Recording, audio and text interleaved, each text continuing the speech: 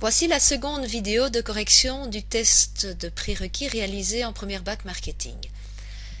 Elle concerne le chapitre sur les pourcentages, c'est-à-dire les questions 11 à 14 du test cité.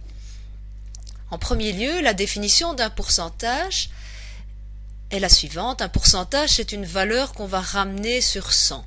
On va aussi parler de taux. Taux de TVA, taux de réussite, taux d'évolution d'un chiffre d'affaires, etc.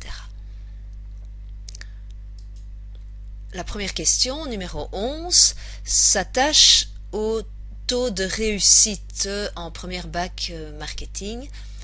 Et la question est, on compte en juin 2012 300 étudiants en première marketing, 68 étudiants ont réussi en juin, tandis que 58 autres ont réussi au mois de septembre.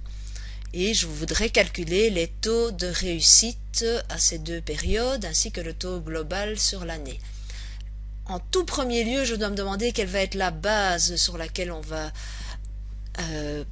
calculer des pourcentages. Et en fait, cette base, c'est 300 étudiants et elle reste la même, quelle que soit la période à laquelle on effectue les calculs.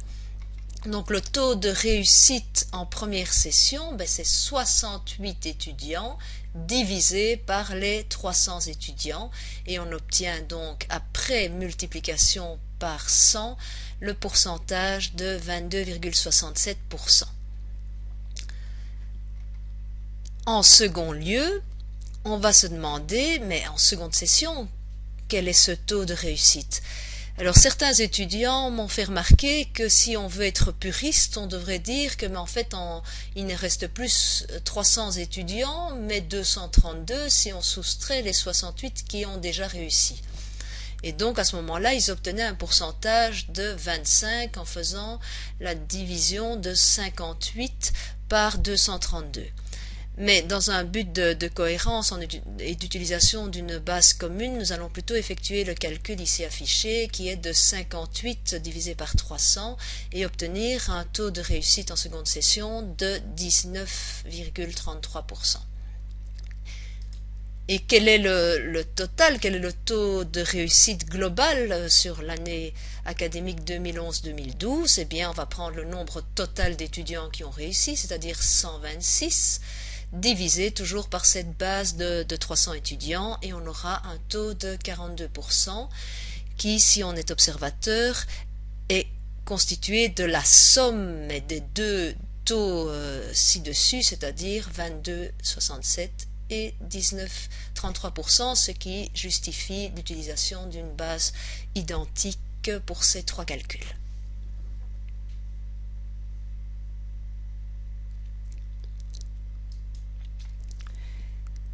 Voici une deuxième situation à laquelle nous sommes régulièrement confrontés, c'est la période des soldes. Et donc, en bon acheteur, je vais me demander si j'assiste à un prix barré et un nouveau prix, quel est le pourcentage de remise que m'a accordé ce commerçant. Donc je m'intéresse à un article vendu en solde à 99 € et dont le prix plein était de 129 €. Quel est donc le pourcentage de remise que m'a accordé le commerçant? Eh bien, pour ça, je vais utiliser deux notions que je vais qualifier mes deux prix de ancien prix, donc le 129, et de nouveau prix 99. Et donc la remise accordée par le commerçant, c'est la différence des deux prix, ancien moins nouveau. Mais comme je m'attache au calcul d'un pourcentage, cette différence, je dois la diviser par quelque chose, et en l'occurrence, je dois la diviser par l'ancien prix. Et donc, je vais donc faire ancien prix moins nouveau prix, ce qui me donnera une valeur positive, divisé par l'ancien prix. Si je l'applique ça aux deux prix affichés ci-dessus, j'obtiens que 129 moins 99 ou même 30 €, qui est la remise en euros, divisé par le prix initial de 129, me donne un pourcentage exprimé en valeur décimale qui, après multiplication par 100, me donne un pourcentage de 23,26%. Donc chaque fois que vous avez une diminution d'un prix, vous pouvez appliquer cette méthode citée.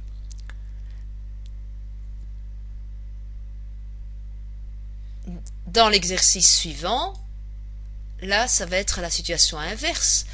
On ne peut pas toujours être en période de solde, mais dans la vie courante, certains prix ont tendance à augmenter régulièrement.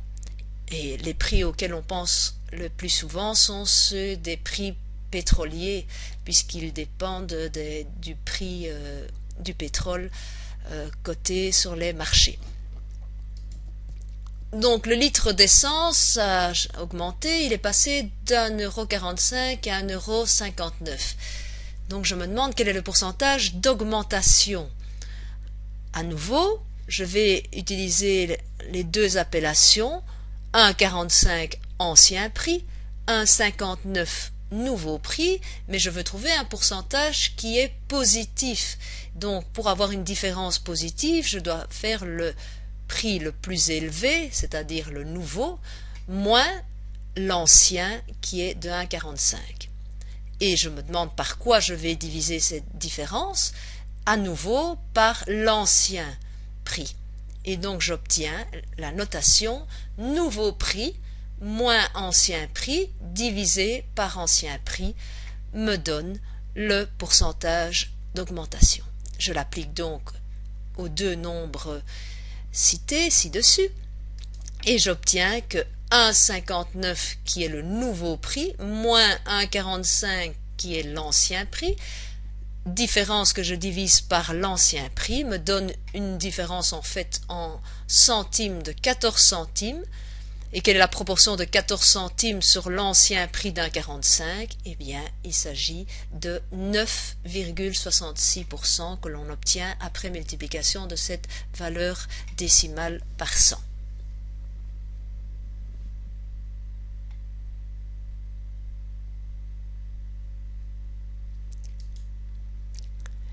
Alors la dernière situation est celle à laquelle nous sommes le plus confrontés, c'est que le commerçant nous annonce le taux de remise qu'il va appliquer et par contre je vois déjà sur l'étiquette un prix qui est affiché qui consiste en l'ancien prix et puis à l'aide de diverses gommettes de couleurs il va nous appliquer, nous proposer plusieurs taux de remise. Donc j'ai envie d'acheter un GSM, il était affiché depuis plusieurs semaines ou plusieurs mois à 149 € et lors de cette période de solde, eh bien, le commerçant m'annonce un taux de remise de 15%. Et donc, quel est le prix que je vais réellement payer? Donc à ce moment-là, je vais travailler soit en deux étapes, soit en une seule. Alors la première façon de travailler en deux étapes, est de se dire, ben voilà le prix qui est affiché, qui est mentionné sur l'étiquette de mon produit, et je me dis que ben, je vais enlever de ce prix de 149 € ben, les 15% ici qui sont le taux de remise. Et donc je vais faire le calcul suivant, 15% de 149 €, donc 0,15 fois 149, me donne une remise en euros de 22,35 €. Mais ça, c'est la remise en euros. Pour savoir ce que ça représente en pourcents, ben, je vais faire le calcul qui est une différence entre le prix de base, 149, et cette remise. Et j'obtiens donc que 149 moins 22,35 me donne un prix final de 126,65 €. Une autre façon de faire est de travailler en une seule étape, donc de se référer à ce qu'on appelle couramment la règle de 3.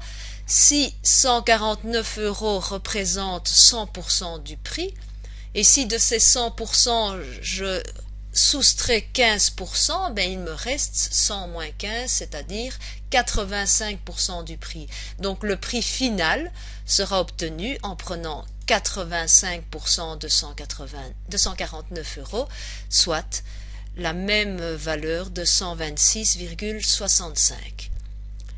Voici la conclusion de ce correctif concernant la partie pourcentage.